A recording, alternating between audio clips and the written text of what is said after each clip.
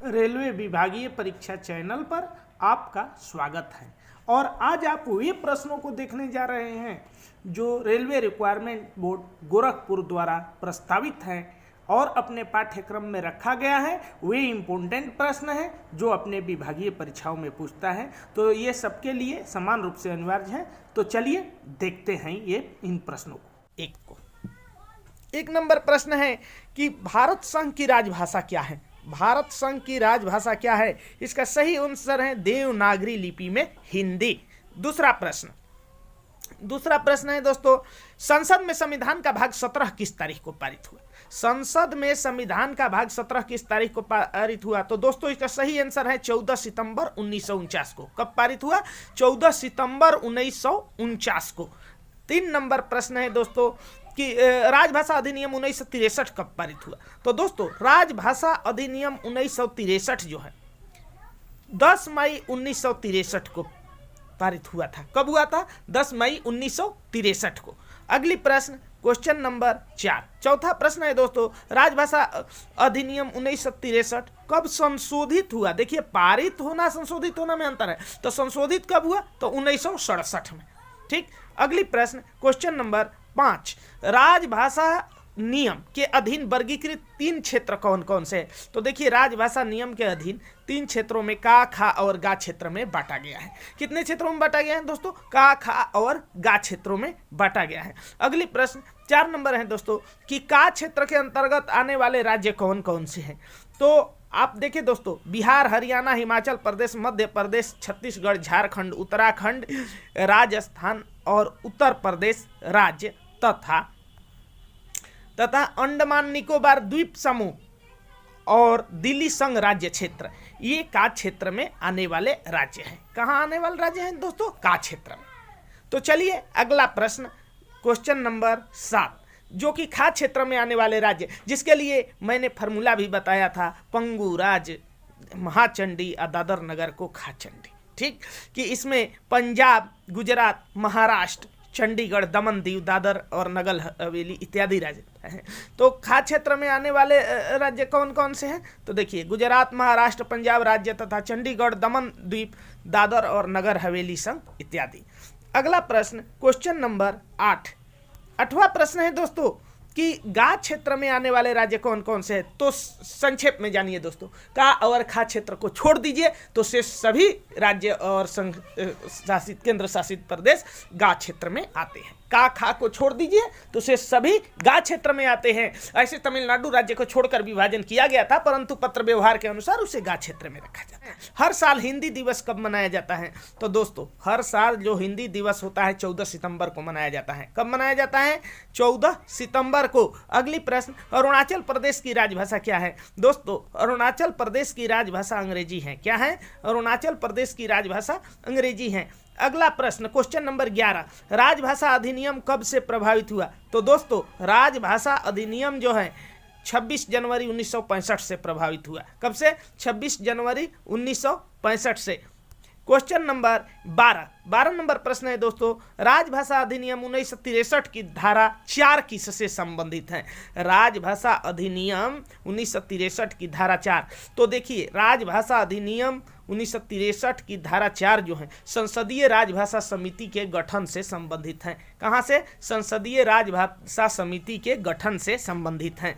अगली प्रश्न question number 13वां प्रश्न क्या है दोस्तों, राजभाषा नीति की जानकारी देने वाले अनुच्छेद 343 से 351 संविधान के किस भाग में है? तो दोस्तों ये राजभाषा नीति की जानकारी देने वाले अनुच्छेद 343 से 351 संविधान के भाग 17 में है। ये कुल 9 अनुच्छेद हैं। कुल कितने अनुच्छेद हैं दोस्तों? कुल 9, जो संविधान के भाग 17 में है, 343 से 351 तक। क्वेश्चन नंबर 14 नंबर प्रश्न है दोस्तों, राजभाषा अधिनियम 1963 की धारा 7 के संबंध किसके साथ है? धारा 7 का संबंध पूछ रहा है दोस्तों। तो ये उच्च न्यायालय के निर्णयों में हिंदी या अन्य राजभाषा के वैकल्पिक प्रयोग से संबंधित है। ये क्या है दोस्तों? उच्च न्यायालय के निर्णय में हिंदी या अन्य राजभाषा के वैकल्पिक प्रयोग से संबंधित है धारा 7 1963 के धारा 7। अगली प्रश्न क्वेश्चन नंबर 15 नंबर प्रश्न है दोस्तों, राजभाषा अधिनियम 1963 की धाराएं 6 एवं 7 किस राज्य से संबंधित है? तो आप लोग जान लीजिए कि राजभाषा अधिनियम 1963 की धाराएं 6 एवं 7 जम्मू एवं कश्मीर राज्य से संबंधित हैं। कहां से ये संबंधित है? जम्मू और कश्मीर राज्य से। अगली प्रश्न क्वेश्चन नंबर 16 नंबर है, किन किन राज्यों में उर्दू को राजभाषा के रूप में घोषित किया गया है? तो देखिए दोस्तों, प्रचलित रूप से बिहार और आंध्र प्रदेश को। तो चलिए अगला प्रश्न क्वेश्चन नंबर 17 नंबर प्रश्न है, रेल मंत्रालय निरीक्षण संसदीय राजभाषा समिति की कौन सी उप समिति करती है? तो दोस्तों इसमें दूसरी उप समिति करती है। कौन सी करती है? 3 उप समितियों में विभाजित है, जिसमें रेल मंत्रालय का निरीक्षण संसदीय राजभाषा समिति की कौन सी उप समिति करती है? दूसरी उप समिति। अगला प्रश्न क्वेश्चन नंबर 18, राजभाषा विभाग में प्रयुक्त राकास से आप क्या समझते हैं? तो दोस्तों राकास का फुल फॉर्म है राजभाषा कार्यान्वयन समिति। राकास का फुल फॉर्म क्या है दोस्तों? राजभाषा कार्यान्वयन समिति। राकास से आप क्या समझते हैं? राजभाषा कार्यान्वयन समिति।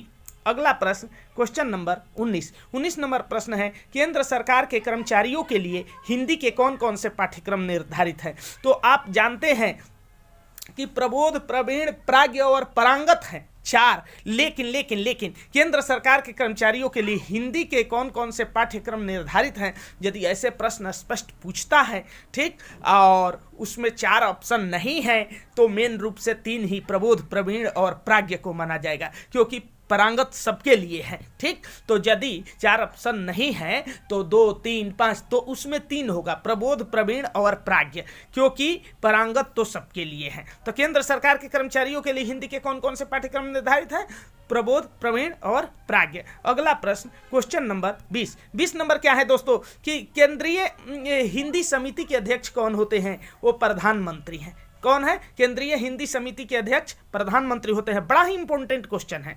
अगला 21 नंबर प्रश्न भी बढ़िया है कि संबंधित मंत्रालय या विभाग में हिंदी के प्रचार में प्रगति की समीक्षा किस समिति द्वारा की जाती है? कि कितना भाषा प्रगति की, तो इसको हिंदी सलाहकार समिति द्वारा की जाती है। किसके द्वारा दोस्तों? हिंदी सलाहकार समिति द्वारा प्रगति की समीक्षा की जाती है। अगला प्रश्न क्वेश्चन नंबर 22, संसदीय राजभाषा समिति का गठन कब हुआ? 1976 में हुआ था। संसदीय राजभाषा समिति का गठन कब हुआ था दोस्तों? 1976 में। इसका सही आंसर है 1976। अगला प्रश्न बहुत ही अच्छा क्वेश्चन है, राजभाषा के संसदीय समिति में कितने सदस्य होते हैं? तो इसमें कुल 30 सदस्य होते हैं, परंतु यदि प्रश्न पूछता है कि लोकसभा से, तो लोकसभा में 20 और राज्यसभा से यदि पूछ दे तो उसमें 10। लोकसभा से यदि पूछ दे तो 20, राज्यसभा से यदि पूछ दे तो 10। राजभाषा के संसदीय समिति में कुल कितने सदस्य हैं पूछता है तो 30 होगा। कुल कितने सदस्य पूछता है तो क्या होगा? 30। लेकिन यदि वो पूछ देता है कि लोकसभा से कितने होता है, तो लोकसभा से कितने हो गया दोस्तों? लोकसभा से हो गया 20। और यदि पूछता है कि राज्यसभा से कितने होता है तो कितने हो गया? 10। और यदि टोटल पूछता है तो कितने हो गया? 30। तो अगला प्रश्न क्वेश्चन नंबर 24 नंबर प्रश्न है दोस्तों कि केंद्र सरकार के अधिकारियों एवं कर्मचारियों के नाम, पद नाम एवं साइन बोर्ड को भाषा की दृष्टि से किस क्रम में प्रदर्शित किया जाता है? तो ये जान लीजिए कि सबसे ऊपर हिंदी रहता है और उसके नीचे अंग्रेजी। क्या रहता है? सबसे ऊपर हिंदी और उसके नीचे अंग्रेजी रहता है। तो चलिए अगला प्रश्न है 25 नंबर, संविधान की 8वीं अनुसूची में कितनी भाषाएं शामिल हैं? संविधान के 8वीं अनुसूची में कुल कितनी भाषाएं शामिल हैं? तो अब जान लीजिए कि संविधान के 8वीं अनुसूची में कुल 22 भाषाएं शामिल की गई है। कितनी? 22 भाषा के नाम असमिया, बंगला, गुजराती, हिंदी, कन्नड़, कश्मीरी, कोंकणी, मलयालम, मणिपुरी, मराठी, नेपाली, उड़िया, पंजाबी, संस्कृत, सिंधी, तमिल, तेलुगु, उर्दू, बोडो, संथाली, मैथिली एवं डोगरी है। ठीक, तो दोस्तों इस तरह से ये 22 भाषा जो है संविधान के भाग 17 में है। आगे देखते हैं क्वेश्चन नंबर 26 नंबर प्रश्न है, राजभाषा नियम 1976 किस राज्य पर लागू नहीं होता? तो दोस्तों ये राजभाषा 1976 तमिलनाडु पे लागू नहीं होता। इसको पहले भी मैं बता चुका हूँ कि ये तमिलनाडु राज्य पर लागू नहीं होता। अगली प्रश्न, राजभाषा की संसदीय समिति का मुख्य कार्य क्या है? राजभाषा की संसदीय समिति का मुख्य कार्य क्या है? तो दोस्तों हिंदी के प्रगामी प्रयोग की समीक्षा करना, एवं राष्ट्रपति को प्रतिवेदन देना, ये 2 मुख्य कार्य हैं। राजभाषा की संसदीय समिति का 2 मुख्य कार्य हैं। क्या क्या?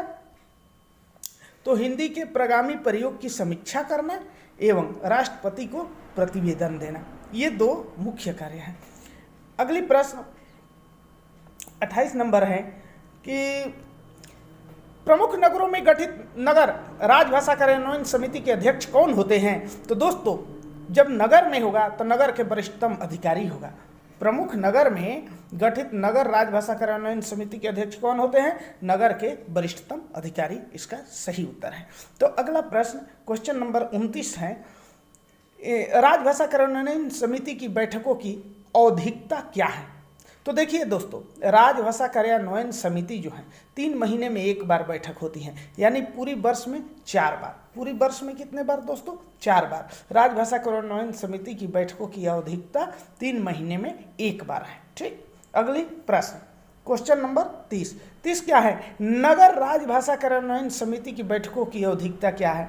अब देखिए, ये नगर राजभाषा कार्यान्वयन समिति की बैठक है। तो नगर राजभाषा कार्यान्वयन समिति की बैठक 6 महीने में 1 बार होता है, यानी वर्ष में अधिकतम 2 बार। वर्ष में 2 बार होता है। नगर राजभाषा कार्यान्वयन समिति की बैठक की औधिकता क्या है? 6 महीने में 1 बार, वर्ष में 2 बार। अगली प्रश्न 31 नंबर, राजभाषा का वार्षिक कार्यक्रम कौन तैयार करता है? दोस्तों, राजभाषा का वार्षिक कार्यक्रम राजभाषा विभाग गृह मंत्रालय तैयार करता है। कौन करता है? राजभाषा विभाग गृह मंत्रालय तैयार करता है। ठीक, तो अगली प्रश्न क्वेश्चन नंबर 32 नंबर प्रश्न है दोस्तों, और हिंदी भाषी क्षेत्रों के निवासियों को दिए गए आश्वासनों को कानूनी रूप देने के लिए राजभाषा अधिनियम में कब संशोधन किया गया? तो दोस्तों, इसका संशोधन 1967 में हुआ था। कब हुआ था? 1967 में। और हिंदी भाषी क्षेत्रों के निवासियों को दिए गए आश्वासनों में को कानूनी रूप देने के लिए राजभाषा अधिनियम में 1967 में संशोधन किया गया। तो अगला प्रश्न क्वेश्चन नंबर 33 नंबर प्रश्न क्या है दोस्तों कि अगला प्रश्न है क्वेश्चन नंबर 33, राजभाषा नीति की जानकारी देने वाले अनुच्छेद संविधान के किस भाग में है? दोस्तों, इसका सही उत्तर है संविधान के भाग 17 में। कहाँ है? भाग 17 में। ठीक, तो प्रश्न है दोस्तों कि केंद्र सरकार के लिपिकीय कर्मचारियों के लिए निर्धारित पाठ्यक्रम क्या है? केंद्र सरकार के लिपिकीय कर्मचारियों के लिए निर्धारित पाठ्यक्रम क्या है? तो देखिए, लिपिकीय कर्मचारियों के लिए प्राज्ञ चलता है। कौन सा चलता है? प्राज्ञ। अगली प्रश्न है कि हिंदी पाठ्यक्रमों में प्रशिक्षित होने के लिए केंद्र सरकार के कर्मचारियों को कौन कौन सी प्रशिक्षण सुविधाएं उपलब्ध हैं? तो देखिए, नियमित, गहन, पत्राचार एवं निजी, ये चारों कोर्स उपलब्ध हैं। नियमित, गहन, पत्राचार एवं निजी।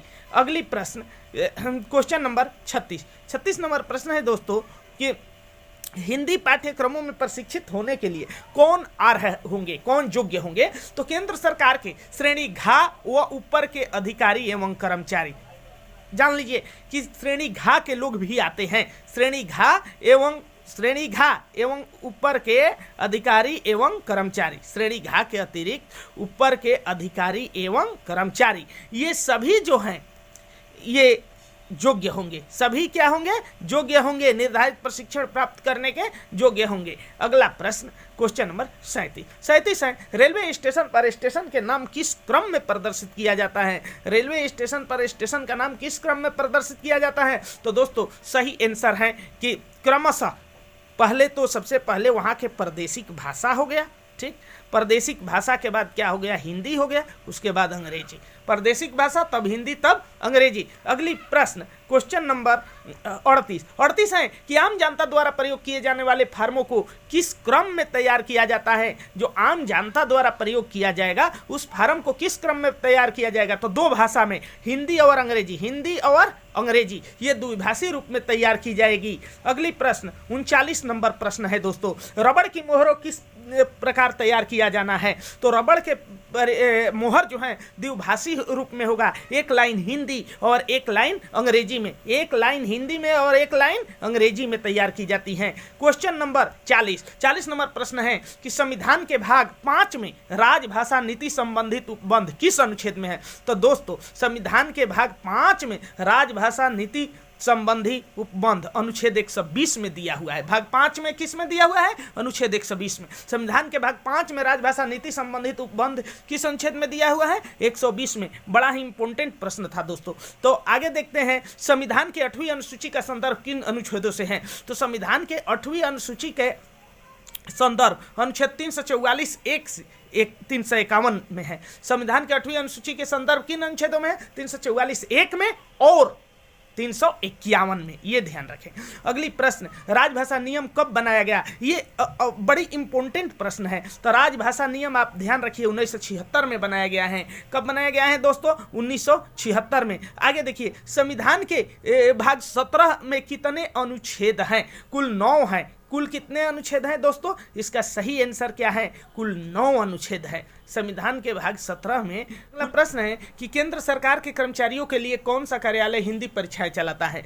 तो देखिए इसका सही आंसर क्या है कि गृह मंत्रालय के अधीन केंद्रीय हिंदी प्रशिक्षण संस्थान। कौन चलाता है? गृह मंत्रालय के अधीन केंद्रीय हिंदी प्रशिक्षण संस्थान। अगला प्रश्न है 45 नंबर कि अनुच्छेद 344 के अनुसरण में राजभाषा आयोग की नियुक्ति कब हुई। तो देखिए अनुच्छेद 344 के अनुसरण में राजभाषा आयोग की नियुक्ति जो है 1955 में हुई है। कब हुई है दोस्तों? 1955 में। अगली प्रश्न क्वेश्चन नंबर 46, राजभाषा आयोग के अध्यक्ष कौन थे? बड़ा ही इंपॉर्टेंट प्रश्न है। श्री बीजी खेर, जिनको श्री बाल गंगाधर खेर के नाम से जाना जाता है। किनसे? बाल गंगाधर खेर, श्री बाल गंगाधर खेर है। अगली प्रश्न क्वेश्चन नंबर 47, राजभाषा आयोग की सिफारिश पर विचार करने के लिए गठित समिति के अध्यक्ष कौन थे? श्री जीबी पंत थे, श्री गोविंद बल्लभ पंत। कौन थे? श्री गोविंद बल्लभ पंत। श्री गोविंद बल्लभ पंत जी थे। राजभाषा आयोग की सिफारिश पर विचार करने के लिए गठित समिति के अध्यक्ष कौन थे? श्री गोविंद बल्लभ पंत। अगला प्रश्न क्वेश्चन नंबर 48, बड़ी इंपॉर्टेंट है। 48 नंबर, भारतीय संविधान में राजभाषा संबंधी भाग 6 में कौन सा अनुच्छेद है? तो भाग 6 में ये अनुच्छेद 210 है। कौन सा अनुच्छेद है? 210। भाग 6 में अनुच्छेद कौन सा है? 210। देखिए भारतीय संविधान में राजभाषा संबंधी भाग 6 में कौन सा अनुच्छेद है? अनुच्छेद 210 है। कौन सा है दोस्तों? अनुच्छेद 210। अगली प्रश्न क्वेश्चन नंबर 49 नंबर है, वर्ष 1976 में गठित संसदीय राजभाषा समिति के अध्यक्ष कौन थे? तो 1976 में गठित संसदीय राजभाषा समिति के अध्यक्ष तत्कालीन गृह मंत्री श्री ओम मेहता थे। कौन थे? तत्कालीन गृह मंत्री श्री ओम मेहता। और राष्ट्रभाषा में अंतर क्या है? ठीक, तो जो राजकाज की भाषा होती है जिसमें सरकार के लोग काम करते हैं वो राजभाषा है, और जो देश भर के लोग काम करते हैं, ठीक, जो सरकारी कामकाज के भाषा वो राजभाषा, और जिसमें देश भर के आम जनता सभी कार्य करती हैं वो राष्ट्रभाषा है। तो चलिए अगले प्रश्न। इस तरह से राष्ट्रभाषा में 22 भारतीय भाषाओं को लिया गया है। अगली प्रश्न है 51 नंबर क्वेश्चन कि राजभाषा समितियों का गठन किस किस स्तर पर किया जाना है। तो देखिए इसका सही आंसर देखते हैं। पहला प्रश्न है कि राजभाषा समितियों का गठन किस किस स्तर पर किया जाना है। तो केंद्रीय हिंदी समिति जिसका अध्यक्ष होते हैं प्रधानमंत्री। केंद्रीय हिंदी समिति जिसका अध्यक्ष कौन होता है? प्रधानमंत्री। आगे देखिए केंद्रीय हिंदी समिति मंत्रालय स्तर पे अध्यक्ष संबंधित केंद्रीय मंत्री होते हैं। जिस मंत्रालय का होगा उसके संबंधित केंद्रीय मंत्री। कार्यालय स्तर पे अध्यक्ष कार्यालय प्रमुख होंगे। नगर स्तर पे अध्यक्ष नगर के सर्वोच्च पदाधिकारी होगा। ठीक, आगे देखिए अगला प्रश्न 52 नंबर प्रश्न है कि केंद्रीय हिंदी संस्थान किस मंत्रालय के अधीन है। तो देखिए केंद्रीय हिंदी संस्थान जो है मानव संसाधन विकास मंत्रालय के अधीन होता है। किसके अधीन? मानव संसाधन विकास मंत्रालय के अधीन। इंपॉर्टेंट क्वेश्चन है। अगला प्रश्न, राजभाषा नियमों के अनुसार लक्षद्वीप को किस क्षेत्र में रखा गया है। तो राजभाषा नियम के अनुसार लक्षद्वीप को गा क्षेत्र में रखा। 54 नंबर प्रश्न है। अगली प्रश्न क्वेश्चन नंबर 54 कि राजभाषा हिंदी किस लिपि में लिखी जाती है। तो दोस्तों राजभाषा हिंदी जो है देवनागरी लिपि में लिखी जाती है।